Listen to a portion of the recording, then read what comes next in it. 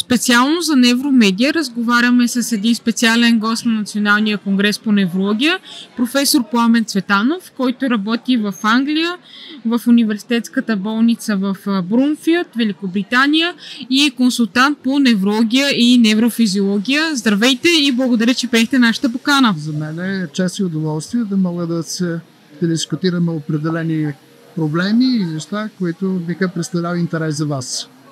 Добре, нека да започнем от нещо по-общо. Какво представляват невромускулните заболявания и кои структури ангажират? Невромускулните заболявания по принцип се считаха за редки заболявания. Те ангажират нервните структури, невромускулното предаване и мускулите, но с подобряване на диагностичните възможности техният процент все повече се увеличава и като че ли стават заболявания, които по-често се срещат в нашата популация. Тук спадат всички заболявания, които ангажират нервните коренчета, периферните нерви, дифузно заболявания, които могат да засегнат дифузно периферните нерви, като полиневропатии. Тук представлява едно автоимунно заболяване, каквото е миастения гравис и разбира се голямата група на възпалителните заболявания на мускулите, така наречените низи.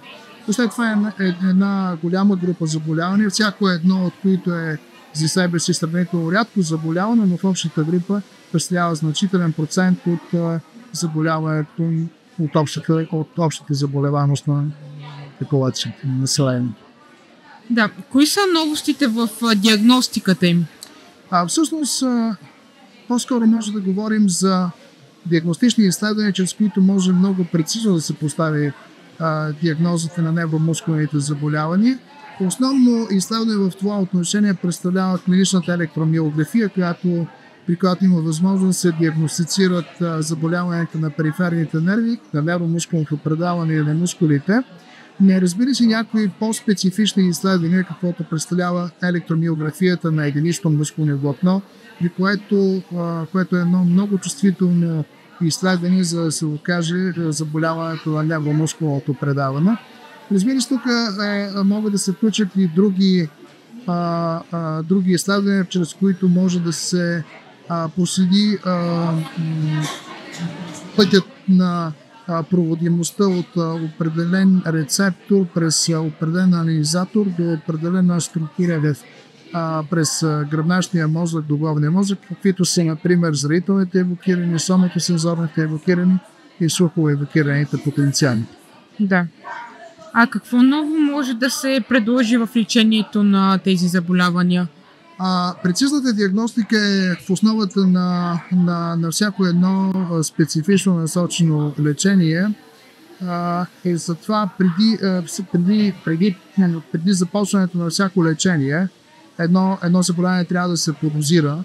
То трябва да се подозира клинично и всеки един специалист трябва да работи в диференциално-диагностичен аспект. Той трябва да има различни алтернативи, които може да ги потвърди или да ги отхвърли с определено диагностично изследване.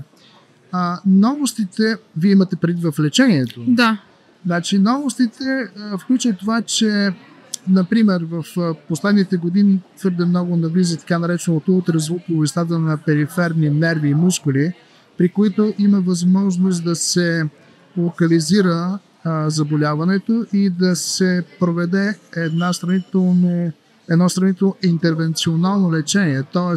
да се вкара медикамента в близост с увредената структура и по този начин да се повлияе добре самото заболяване. Така, например, в популацията е твърде разпространен така наречения фасетен синдром, при който имате възпаление на малките стави, на прешените, и ако под ултразвуков контрол успеете да локализирате възпалителния процес и инжектирате стероид в близост с мястото, където се намира възпалителния процес, възможността за повлияване на това заболяване е много по-голяма, отколкото това се не прави просто интрамускулно, интравенозно или перорално. Да. Каква част от тези заболявания могат да се лекуват с ботулиновия токсин? Знаем, че е доста известен и се използва в различни състояния. Къде може да го приложим? В последните години ботулиновия токсин заема една голяма част от терапевтичното повлияване на невромускулните заболявания, особено що касае така наречените дистонии. Дистонията може да бъде локална, тя може да засегне очните мускули, където се нарича блефароспазъм, тя може да засегне мускулите на шията, където това се нарича ортиколис. Може да бъде по-травматична, може да бъде по-синсултна, когато това води до повишен тонус в мускулите на крайниците. Всяко едно от тези страдания може да се лекува с ботулинов токсин. Най-добре е ботулиновия токсин да бъде първо, че трябва една прецизна диагностика да се докаже налично на дистония, а в още по-добре е, когато ботулиновия токсин се инжектира под електромиографски или ултразвуков контрол. От електромиографски контрол може да се установи засегнатия от дистонията мускул, тя даже дори може да се чуе под електромиографски контрол, да се инжектира съответния мускул, което води до чист акустичен феномен на намаление на дистоничните разряди и по този начин много локално да се вкара медикамента.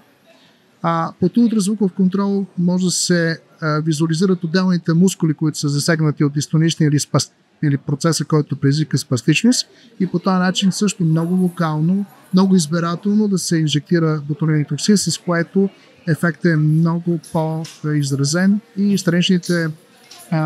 страничните явления са много по-малко изразени. Страхотно. Друго тежко заболяване, което засяга немалка част от хората, е епилепсията. Какви са новостите в диагностиката на епилепсията? За новости в диагностиката на епилепсията в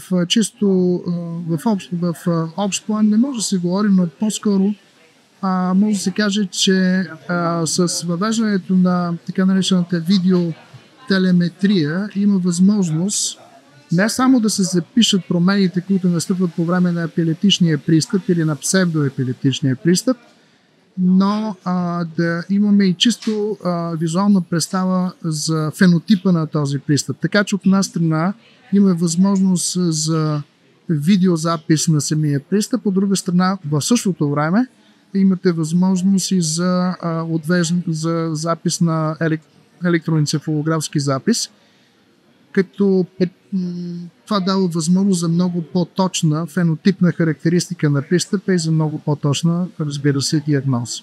Да. Тези новости в диагностиката дават ли възможност да се подобри лечението? Да, дават. Ще ви кажа защо. Защото 10% от епилептичните пристъпи всъщност представят така наречените псевдоепилептични пристъпи. Вие знаете, че има известен процент от хората, които имат функционални нарушения, при което те всъщност нямат епилепсия, имат така наречените псевдопристъпи и именно видеотелеметрията дава възможност за диференциране на тези 10%, което не е малък процент. Защо? Защото на практика вие записвате един пристъп, който няма никакво отражение върху електроенцефалографския запис. Ако има такъв пристъп, който всъщност се разгръща и по нищо не се различава от епилептичен пристъп, а на електроенцефалографския запис вие нямате никакви промени, това е един псевдоепилептичен пристъп, който не налага лечение с антиепилептични медикаменти, които са медикаменти, знаете, до живот и могат да имат, разбира се, странични ефекти. Да. Добре, какво представлява психогенният пристъп? Това, което ви обясних, всъщност това представлява функционално нарушение на централната нервна система. На практика при него няма възникване на разряди в мозъчната кора. Освен, разбира се, псевдоепилептични пристъпи, има и други функционални нарушения. Може да има функционални парези, може да има функционално треперене на ръката и така нататък, които всъщност не се дължат на някакво органично, а се дължат на функционални нарушения, които на практика поведението при този тип болни не е по традиционния начин с медикаменти, а има други начини за тяхното повлияние. Да. Друго заболяване, което може би пак е във вашата сфера и би могло да се подобри диагностиката за него, е Паркинсона, Паркинсоновите синдроми и тремора. Електрофизиологията в последните години твърде много навлиза в диагностиката на екстрапирамидните нарушения, какъвто е, например, треперенето, тремора. Вие знаете, че тремора може да бъде един усилен физиологичен тремор, който всъщност може всеки един и здрав човек при определени обстоятелства да го изрази, тъй като неговата амплитуда е по-изразена. Може да бъде едно доброкачествено заболяване, каквото е есенциалният тремор, но може да бъде в същото време и Паркинсонов тремор. Електромиографското изследване дава възможност чрез отвеждане в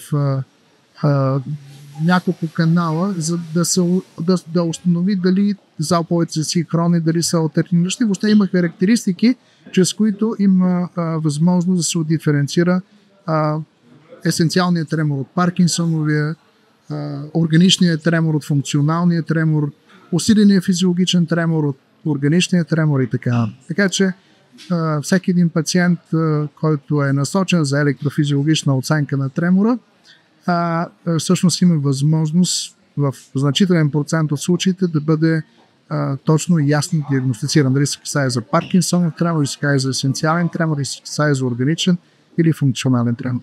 Страхотно, това е чудесно, че неврологията върви в все по-добра посока и дава възможност да се... Неврологията върви в все по-добра посока, но и може би това трябва да бъде така един финал на нашето интервю, че на първо място е пациента, на първо място е диагностиката, която диагностика е клинична диагностика. Всеки един лекар, когато започне своето обучение, трябва да може да снеме една добра анамнеза, да може да снеме един добър неврологичен статус, да изгради в себе си така наречено диференциално диагностично мислене, което означава, че трябва да има няколко диференциално диагностични алтернативи, да знае възможностите на съответната методика, към която насочва пациент и какво очаква от нея, да може да отбере от диференциално диагностичните възможности възможно най-достоверната и да започне насочено лечение.